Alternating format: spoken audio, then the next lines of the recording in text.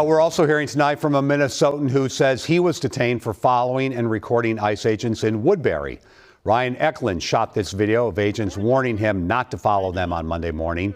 He did keep following them, and they eventually boxed him in and removed him from his vehicle. I talked to him tonight about the experience. About 5 ICE agents descended on my vehicle, opened my door from the outside. An additional ICE agent went into the back seat behind me, put an arm around the headrest and around my neck in an effort to detain me, and clicked my seatbelt, at which point all of the officers pulled me out of the vehicle and put me to the ground. Before that, no, hey, get out of the car, you're under arrest. They didn't say any of that to you? None, no. At no point did they ask me to open the door, get out of the vehicle, tell me that I was being detained or arrested for any reason. It was opening of the vehicle, removing my seatbelt and pulling me out of the car to the ground. Is that where these scrapes and bruises come from? That's right. So this is all Monday morning, then they take you where? They take me to the Whipple Detention Center, through the crowd of protesters in the front of the building, back into the, what I assume is the back area of the building, a large loading dock area, where they asked me some basic information.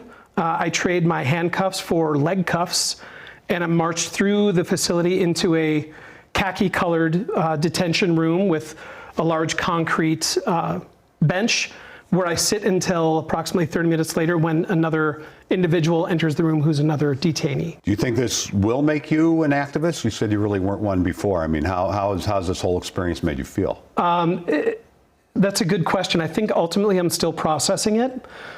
If I had to do it over again, I can't say that I would make the same decision. However, I'll say that if I had to change places with somebody, I would want somebody to be recording ICE agents if they were detaining a friend or a family member. Do you have an issue with ICE's stated purpose of finding people who are criminals that are here illegally and removing them?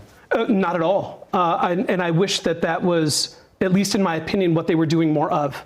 What I see being the case far more frequently is fear and uncertainty being brought up in our communities, and I see the problem getting worse and not better. I think that if ICE was here to genuinely do the job they're designed and ordered to do, they would not only be getting assistance from local law enforcement, but being welcomed by the community, and that's simply not the case.